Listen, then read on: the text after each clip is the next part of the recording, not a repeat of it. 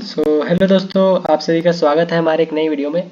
I hope आप सभी अच्छे होंगे और अपनी लाइफ में कुछ ना कुछ अच्छा कर रहे होंगे। आज आपका भाई हाजिर है एक नई वैकेंसी के साथ, जो कि होने वाली BHEL की तरफ से। इसका फुल फॉर्म है भारत हैवी इलेक्ट्रिकल्स लिमिटेड, जो कि पावर सेक्टर में काम करती है और बहुत ही जानी मानी बड़ी कंपनियों में से एक है। और इंडिया में इसका काफ़ी ज़्यादा डिमांड है और ये वैकेंसी आपके लिए बहुत ही ज़्यादा हेल्पफुल है, आपके एक्सपीरियंस के लिए बहुत ही ज़्यादा हेल्पफुल है। और चलिए वीडियो को ज़्यादा लंबा ना करते हुए इसके बारे में समझते हैं कि ये वैकेंसी किन पोस्ट के लिए आई हुई, कितने नंबर ऑफ वैकेंसी और क्या आपको स्टाइपेंड दिया जाएगा इस काम को करने के दौरान। तो चलिए जानते हैं इसके मेन के बारे में। तो जो आपके सामने PDF अभी ओपन हो रहा होगा, ये पूरा उसका सर्कुलेशन है जो कि मेल किया गया है मुझे।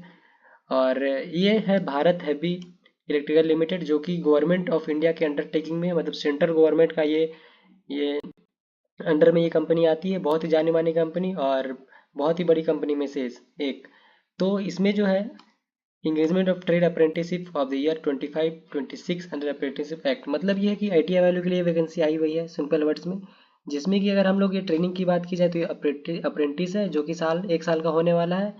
और आपका जो डेट ऑफ ज्वाइनिंग है वो मतलब पास आउट के बाद ही आप इसे कर सकते हैं। अगर आप अभी करेंटली ITI कर रहे हैं तो आप इसको फॉर्म फिलअप नहीं कर सकते हैं, ITI कंप्लीट होना चाहिए। और टोटल नंबर ऑफ सीट्स की बात कर ले, स्टाइपेंड की बात कर ले, ताकि आपको ये चीज़ें समझने में आसानी हो। पहला जो नंबर ऑफ वैकेंसी है वो है फिटर का, जिसमें आपको 8,050 रुपये स्टाइपेंड हर महीने में मिलेगा, जिसका नंबर ऑफ टोटल सीट्स है 120। सेकेंड नंबर ऑफ वैकेंसी है वेल्डर के लिए, जिसमें आपको सैलरी मिलेगा 7,700, जिसका टोटल नंबर ऑफ सीट है 62। थर्ड नंबर हमारा है इलेक्ट्रीशियन, 8,050 रुपये इसकी स्टाइपेंड है, 34 वैकेंसीज। टर्नर की वैकेंसीज है number of seats 20, 8,050 rupees. Machinist अगर आपने ITI ट्रेड से किया है तो नंबर ऑफ वैकेंसीज 12 है। मोटर मैकेनिक वगैरह आपने किया है तो नंबर ऑफ सीट्स 3 है। अगर आपने इंस्ट्रूमेंट मैकेनिक किया है तो नंबर ऑफ सीट्स 2 है। अगर आपने ITI AC and refrigeration mechanic में किया है तो नंबर ऑफ सीट 4 है। अगर आपने ITI प्लम्बर में किया है या कारपेंटर में किया है तो दोनों की नंबर ऑफ सीट्स 3-3 ही है। ऑलमोस्ट सारे के जो स्टाइपेंड है वो सभी सेम है, 8,050 रुपये और 7,700 रुपये। थोड़े बहुत 500 रुपये, मतलब 300 350 रुपये का बस टैली कर रहा है। अब ये जानते हैं कि आप इस फॉर्म को फिल कैसे कर सकते हैं। तो यहाँ पे एक लाइन है, interested candidates have to register their name at RDSD और NAPS पोर्टल। यहाँ पे आपको एक लिंक दिख रहा होगा, ये देख लीजिए ब्लैक कलर में, http://www.apprenticeshipindia.org।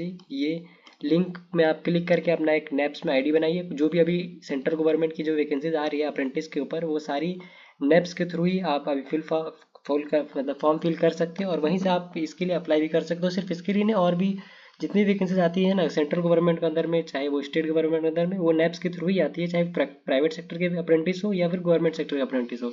तो आपने अगर NAPS पे अपनी ID नहीं बनाई है तो आप वहाँ पे अपना रजिस्टर कर सकते हैं। कुछ नहीं है भाई दोस्तों, वहाँ पे अपना नॉर्मल नेम वगैरह पूछा जाएगा, आपकी क्वालिफिकेशन वगैरह पूछ जाएंगे और कुछ भी नहीं। तो आप इस फॉर्म को यहाँ NAPS से, ये जो आपका लिंक है, यहाँ से फिलअप कर सकते हैं। अब क्या क्या चाहिए आपको इस फॉर्म को फिल करने के लिए, क्या क्या डॉक्यूमेंट्स चाहिए उस फॉर्म को फिल करने के टाइम, इसके बारे में थोड़ा सा और समझ लेते हैं। ड्यूली फिल्ड एप्लीकेशन फॉर्म, जो भी एप्लीकेशन में आपको डेटा मांगा जाएगा वो सारे डेटा को आपको फिल करना है, किसी भी स्पेस को छोड़ना नहीं है। फिर आपको 8 या 10th का स्टैंडर्ड मार्कशीट चाहिए।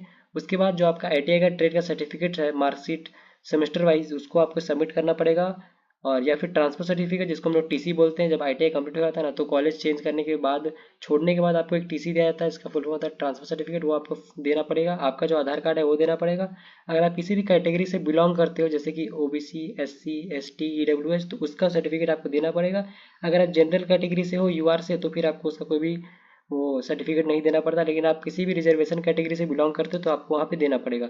अगर आप डिसेबिलिटी सर्टिफिकेट का केस है, मतलब आप थोड़ा सा हैंडीकैप्ड हो, थोड़ा सा आप का मेंटेलिटी कुछ वो डिसऑर्डर है या पैर हाथ का कुछ प्रॉब्लम है, जिसके कारण आप डिसेबिलिटी कैटेगरी में आते हो, तो आपको डिसेबिलिटी का सर्टिफिकेट इसमें मांगा गया है। ठीक है। Last date of submitting application की बात की जाए तो है 8 नवंबर 2024।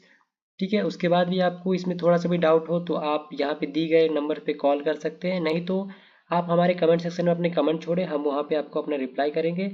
ठीक है। और इन लास्ट ये पढ़ के बता ही देता हूँ, all candidates with portal number, apprentice registration number.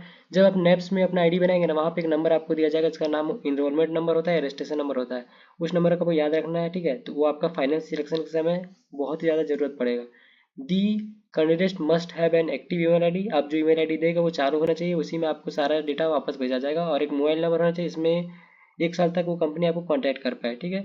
और जो भी आपका ज्वाइनिंग हुआ है कि नहीं हुआ, आपको मेल के थ्रू ही आपको ये कॉन्टैक्ट करेगी कंपनी, आपका ऑफर लेटर भी आपको मेल के थ्रू ही मिलेगा। तो इस इंगेजमेंट में बस इतना ही था। आई होप आप लोगों को वीडियो पसंद आया होगा और ये टॉपिक आपको समझ में आया होगा। और थोड़ा सा भी डाउट हो तो प्लीज़ कमेंट सेक्शन में अपना राय दें और हमें फॉलो कर रखें। हम आपके लिए जेन्युइन और अच्छी वैकेंसी लाते हैं। तब तक के लिए मिलते हैं आपसे नेक्स्ट वीडियो में। जय हिंद, जय भारत।